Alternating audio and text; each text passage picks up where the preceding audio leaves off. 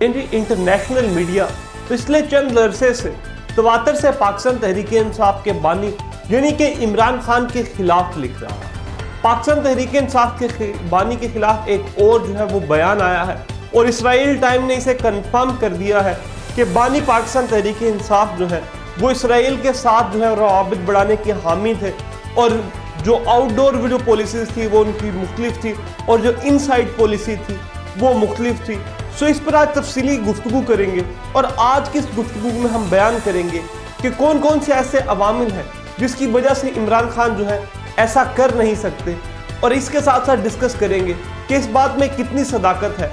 कि जो इमरान खान है वो इसराइल के हामी रहे हैं, इसके पॉजिटिव पॉइंट्स क्या हैं, नेगेटिव पॉइंट्स क्या हैं, और क्या इमरान खान या पाकिस्तान कभी इसराइल को तस्लीम कर सकता है। सो इन तमाम सवालात के जवाब देने से पहले अगर आप अभी तक हमारे YouTube चैनल पर नए हैं तो हमारे YouTube चैनल को सब्सक्राइब जरूर कर लें ताकि आने वाली लेटेस्ट न्यूज़ सबसे पहले आप तक। सो अगर बात करें कि खबर क्या है तो इसराइल टाइम ने यह कंफर्म किया है कि इमरान खान साहब जो है वो बाकी सदूर और बाकी वुज़रा की बजाय पाकिस्तान के जो इसराइल के साथ ताल्लुकात हैं उनके ज़्यादा हामी हैं और उनकी जो आउटडोर पॉलिसीज़ हैं वो डिफरेंट हैं इनडोर पॉलिसीज़। मिसाल के तौर पर उनका ये बयान है कि जो इसराइल के वज़ीर आज़म हैं उनके साथ रवाबित बढ़ाने चाहिए, इससे पाकिस्तान के मुआशी हालात जो हैं वो बेहतर हो जाएंगे। इसराइल टाइम के मुताबिक ये इमरान खान का वरियन है। जबकि अब अगर देखा जाए कि ये मुमकिन किस तरह नहीं है तो इमरान खान वो वाहिद शख्सियत है जिसने पाकिस्तान और कलमा पढ़ने वालों की जो सरबुलंदी है उसके लिए international media, international standard, international organisation हर जगह अपना कलीदी किरदार अदा किया और वह जो सबसे बड़े प्लेटफॉर्म पर भी जाकर शुरू करते थे तो कुरानी आयात से करते थे। लिहाजा इमरान खान जो है इन तमाम सर्कमस्टांसेस में इसराइल के सख्त मुखालिफ रहे हैं और इसराइल बयानी की उन्होंने सख्ती से तरदीद की है। अगर हम टेक्निकल बेसिस पे बात करें तो वो कोई भी ऐसा सियासतदान जो इस तरफ जाएगा वो अपनी कब्र खुद खोदेगा, क्योंकि पाकिस्तान जैसा तबका जहां पर मौलवियों की कसीर तादाद मौजूद है, इन तादाद के होते हुए पाकिस्तान कभी भी इसराइल को तस्लीम कर ही नहीं सकता और जो कोई भी सियासी रहनुमा इसराइल को तस्लीम करने की बात करेगा वो अपनी सियासी कब्र में खुद मर गए। सो इसके अलावा अगर बात करें पाकिस्तान का जो इसराइल पे स्टांस है कि फ़लस्तीन और इसराइल जो है वो अलग अलग स्टेट्स नहीं है बल्कि एक ही स्टेट है, वो फ़लस्तीन है, इसराइल का वजूद ही नहीं है। अगर इस पर हम तफसील से बात करें तो ये बिल्कुल ऐसा ही है जैसे पाकिस्तान और कश्मीर।